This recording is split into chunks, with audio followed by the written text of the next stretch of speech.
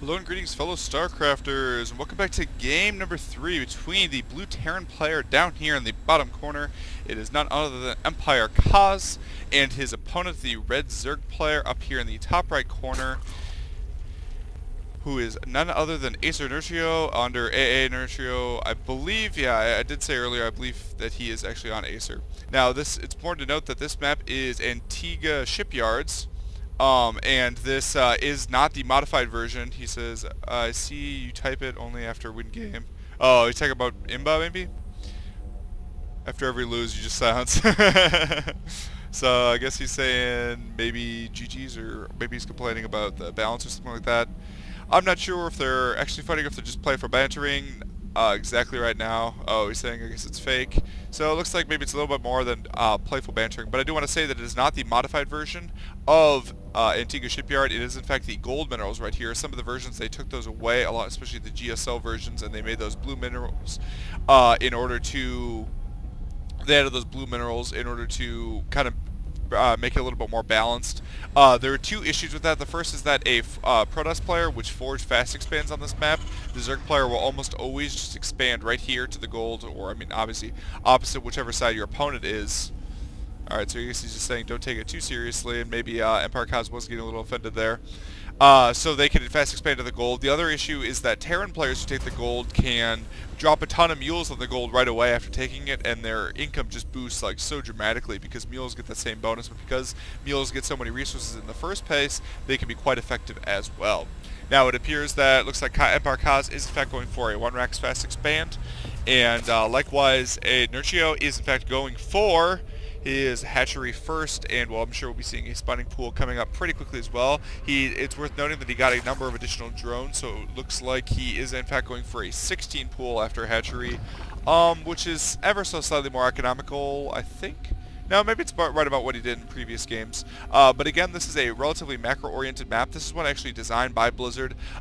Blizzard looks like they were kind of aiming for, with their more recent map developments, they were aiming for larger maps too, and especially maps that could conceivably be used on tournaments. And it looks like Antiga Shipyard has in fact fit the bill in that method, as it allows you to take 3 relatively easy bases, as there's this base right here, as we see going down right now, which I believe has, oh no, yes, it does in fact have 8 mineral patches. I was miscounting there because the groups are kind of weird.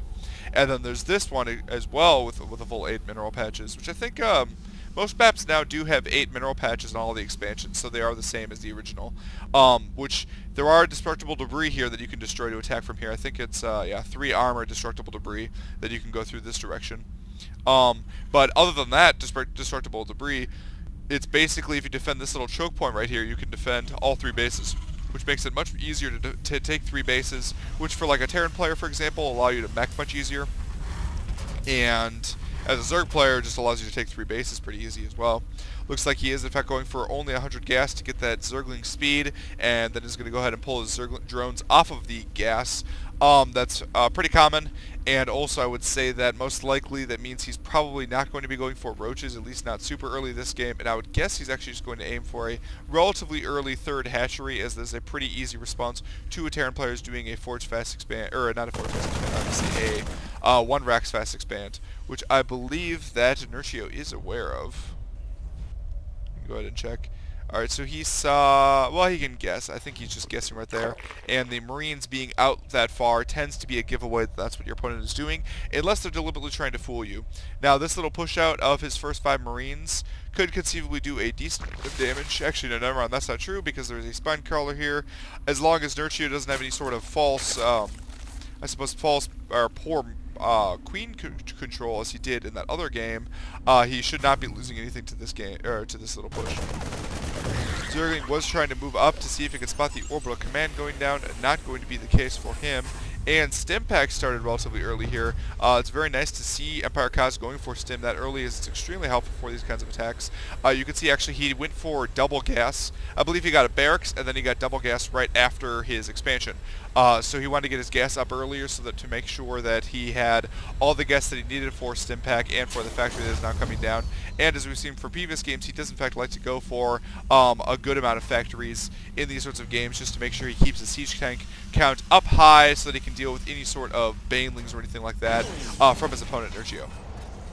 bunker is now finished. That's going to provide a little bit of extra protection. So this is going to start working on a supply depot wall that'll likely span this entire span. You'll see that professional gamers always do like to go for those supply depot walls.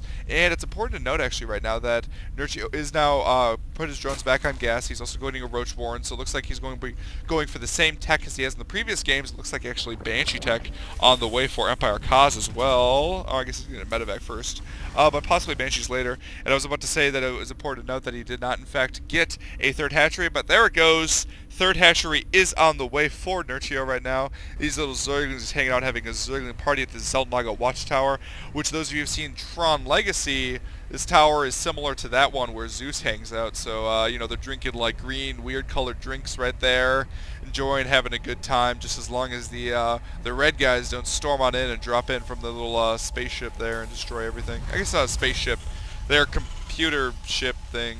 I don't even know what it's called. You know what? I hated that movie, to be perfectly honest. I'm sure tons of people will love it and be like, oh my god, why do you hate that movie? It's just like, I don't know, it's hyped up a lot, and the music is really good. I really like the music, but it's just like the storyline was pretty bad. And oh, it looks like the Banshees are actually not going to be on the way, as the tech lab has gotten for siege tanks. And there's a Hellion there. I'm not sure he really wants to build that Hellion. Looks like a small little drop from Empire.Kas is going to deal a decent amount of damage to that Overlord by killing it. Not too bad, considering he didn't take any damage whatsoever from that drop. And he's going to drop over here. That's going to spot the third. Not sure if Nerchio is going to see that coming. It looks like he is going to see that coming. A couple of additional queens are actually going to slide on over as well. Those queens are going to be useful for picking off the actual medevac, while the Zerglings and Roaches, of course, deal with the Marines on the ground. Looks like those Marines are going to move down. Moving only a couple of Zerglings. That's to make sure he doesn't lose too many there. And it looks like there's going to be a pickup right now from Empire.Kas. He only lost one Marine in that entire engagement. It looks like he is going to go ahead and pull on out of there. Looks like that Hellion actually did end up getting built. Not sure he really wanted to build that Hellion, but it doesn't matter now. It is out. And Hellions, you know what? Like, especially if you like reactor Hellion and you end up with like 6 Hellions. Hellions are actually extremely effective in terms of keeping them inside of your army. Because if you micro them so that you don't lose them right away to like Roaches or whatever, and you target down Zerglings with them, Hellions actually add a huge amount of firepower to your force in terms of dealing with large groups of Zerglings. So it is actually good to get a couple of Hellions, or 3 or 4 Hellions to help deal with those Zerglings. As if you take out the Zerglings right away, then all of a sudden the siege tanks are only firing at the Roaches, for example, and can deal a lot of damage here. So it looks like we are going to be moving out with the exact same push that we've seen in previous games. This push is actually a little bit earlier than Empire.Kas has been doing in the previous games. And actually probably should be checking to make sure that Zergling is gone as well. It's also worth noting he did not, okay, so he's getting the double engineering bay, but he has not gotten a third command center. He did not opt for that specific build in this game, which is why his push is earlier but also more frightening. That Hellion is also going to be quite useful against those Zerglings, as I was talking about. And look at all those creep tumors that will in fact go down. He is siege tanking up just a little bit early. He is going to go ahead and leapfrog just those 2 siege tanks a little bit back and forth. It looks like he is going to kill the creep and head on home. What a party pooper, as he's going to go home almost immediately. But cleverly enough, looks like he's going home, but he's actually just sending a drop up top for Nerchio. Nerchio knows of the possibility for that. Actually, there was a drop right here. I don't think it got too many kills. Nope. No workers killed on that particular drop, but it did pull the workers off of the minerals, and they're still not on the minerals, as there is another drop right here. Unfortunately, he only dropped 1 Marine right there. He's going to have to go ahead and pick him up and send him back, and these drones are now back on to the minerals, and the gas needs to be fixed as well. Not sure if he's going to do that quite yet, or if he's going to do it a little bit later. Meanwhile, these Marines did in fact drop on that Zergling right there, clearing it out, and leaving room for this third command center to take its place. Do we have... No, we only have 1 factory, but because he's been continuously producing and hasn't lost any factories yet, or hasn't lost any siege tanks yet, he is in pretty good shape. Meanwhile, 2-1 weapons are on the way. Pretty good in terms of weapons, because actually he's ahead of his opponent in terms of upgrades. However, this is a good amount of Zerglings and Roaches right here, and I really like this by Nerchio right here, using the time. His army was idle anyway. Looks like that drop went in. I don't think it did very much damage. Forces were already ready for it. This drop is not moving in, but anyway, these forces were idle anyway, so it's very nice to be able to take out those rocks, so you don't have to deal with it later, because a couple of siege tanks here can really make it hard to take out those rocks at later points in the game. Oh, it looks like these forces are actually going to go ahead and move forward. Excuse me, a little bit tired right now. And will not quite be able to take out that last Roach right there. And it looks like he's going to siege up against this wall and start dropping into the base. Oh, and including dropping 2 siege tanks inside of the base right here. That's actually going to be very scary for Nerchio. Nerchio's going to have to split his forces just right and engage in a proper method in order to be able to deal with this, as this siege tank is actually now going to be in range of the hatchery. Looks like the forces are going to move in, at least on top, should be able to focus down the first siege tank. Are able to take it out, however, that queen is going to fall as well, which is going to prevent some larva injections at least for a little while. However, these investors are now out, and it looks like this little force is going to go ahead and counterattack against these siege tanks against the bottom. However, he doesn't have any forces up top to be able to engage up there. So it looks like these roaches are going to take a ton of damage from the siege tanks. However, they are focusing down the siege tanks quite effectively. They're being pretty good at that. So he's able to deal a good amount of damage to this push. But look how many resources right now he's harboring. He needs to get another hatchery up stat. And he's definitely hugely larva blocked right now, as he has so many minerals that he's floating right now that he's definitely needs to be able to deal with. And actually, it's worth noting that he's never gotten a third drone, second or third drone on this extractor. It's been at one drone almost the entirety of the time for that extractor. Looks like the siege tanks are in fact going to now be taken out. Good job from Nerchio clearing out the entirety of that. However, he is way behind on supply. However, that's partially bounced out by the fact that he's floated quite so many minerals. However, he needs to be able to hold off this push from Empire.Kas. It's going to be a very scary push, and he doesn't really have the production to be able to hold it off, as his queens are not. He is now in larva injecting those 2 hatcheries, but he's not in larva injecting this hatchery until this queen finishes. Looks like these siege tanks are going to go ahead and finish up. He's going to drop some forces off the top, some nice fungals, as well as some infested terrans on top of the siege tanks are going to cause a little bit of damage to the siege tanks. However, the Marines will clean that up pretty quickly. Additional Marines are coming down. He's forced to evacuate that hatchery. That's not something he really wants to do, as it's going to cut off his gas production from that hatchery, which is something he's really starved right now in. And looks like he's aiming for a sandwich attack on this little force, and actually very few Marines are actually left guarding that siege tank force. So once all of these forces, roaches and the zerglings pop, he should be able to take care of that, but at one cost, since he has already lost this hatchery. He does have a replacement hatchery right here. It looks like the counterattack has moved in directly to his opponent's base right here. He's not aiming for a counter to sandwich his opponent's army. He actually went in for a counterattack and lost a lot of forces right there. So Nerchio's in a huge amount of trouble right now. He's only up by 40, or he's down by 40 supply rather, and his opponent has 2 relatively huge sized armies. He is burrowing a couple of zerglings right there. Can't quite click on them. And this little force, ooh, nice fungal right there, is going to do a decent amount of damage. Will he be able to clean this up with the remaining roaches? I'm not sure that's going to happen, because these medevacs are actually healing his forces, so Nerchio's force is only dwindling farther, and he has a hatchery right here, but that hatchery is actually not available to be able to be used. He's getting another macro hatch just because he's stuck on so many minerals right now. He's just got this huge amount of minerals that he just can't use, and there's a gigantic army right now from Empire.Kas, which is probably going to be almost impossible for Nerchio really to be able to deal with at any point in time. The scan's going to reveal, be able to take out all of these creep tumors right here. A bunch of zerglings and roaches are going to move through and take out the rest of this force. Nice job taking out right before the armies combine. If they combine, it would be quite unstoppable. That being said, it might still be unstoppable because Empire.Kas does have a lot of resources as well. However, he is stuck on a ton of minerals right now.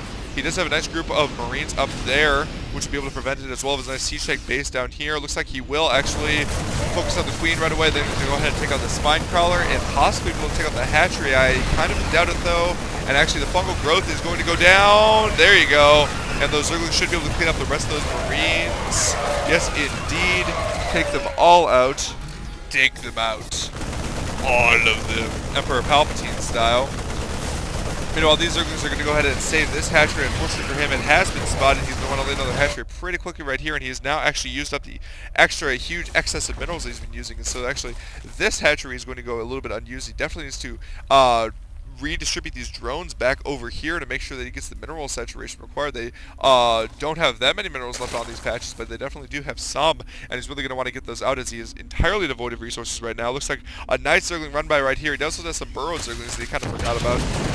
Those zerglings were able to deal a good amount of damage to his opponent's workers right here, but we do have a command center as well as another command center right here, and those command centers are quite going to be quite useful in terms of taking additional bases, as well as providing additional mules for Empire.Kas. Meanwhile, a drop up here is going to cause a lot of damage, keeping his Marines quite well spread right here. And the infestors are going to, in fact, going to have to burrow. This fungal growth did do a good amount of damage, well, some amount of damage, and able to take out the hatchery just barely. It's a very nice job, and definitely a huge victory for Empire.Kas in this game. Nerchio is getting picked apart again, just like the way he picked apart Empire.Kas in game number 1. Looks like this drop is going to move into this third base right here, and really Empire.Kas could probably actually end this game with one big push right now, as that is a huge amount of siege tanks. How many siege tanks is that? He has 14 siege tanks right now. No, 15 siege tanks. And looks like the drop moved in, but that's going to be taken out almost immediately by those Zerglings. Unfortunately, some bad spread from Nerchio. He's going to prevent those Zerglings from being able to take it out, and he's going to go move forward to engage before the siege tanks are able to siege up. However, I think it's just marginally the siege tanks right now, as all the siege tanks do in fact remain alive right now. He's going to just leapfrog these siege tanks, and while he doesn't have any marine support right now, there are no Mutalists to really take advantage of the fact that he doesn't have any marines. So the siege tanks should be able to leapfrog up to victory, as they should be able to take out basically anything that the Zerg can throw at him right now, and I don't really see much of a way for Nerchio to come out of this game. He's going to go for some sort of flanking motion. Actually dropping some infested Terrans here is going to be very useful on taking out a number of siege tanks here, as the siege tanks fire is actually going to hurt the siege tanks themselves, and Nerchio is going to move out. But even if he cleans this up, I don't see Nerchio winning this game. He is now at half the supplies of his opponent. His income is down to 400 a minute, whereas opponent's at 4 times that right now, and taking a fourth base on the gold right here, as I was talking about, which is going to be a planetary fortress. Looks like he did end up cleaning that up. No scan, unfortunately, for Empire.Kas to be able to save his siege tanks from those burrowed infestors who were dropping infested Terrans all over his siege tanks.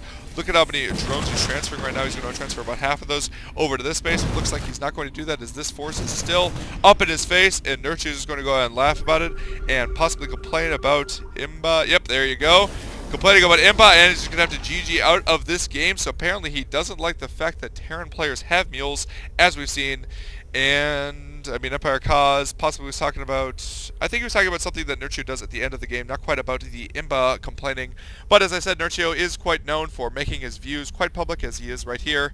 Complaining about the imbalance of mules provide. Of course, I would say that Nerchio just needs to play a little bit of a better game and do some better engagements here, as he needs to split his forces just a little bit and engage more properly. That counterattack right here was extremely costly, as he lost so many forces and really didn't accomplish all that much. He only killed a couple of SCVs here, but really he needed to work on squashing this little engagement right here. And also it's worth noting that he didn't wait until he had enough forces to really be able to engage right here.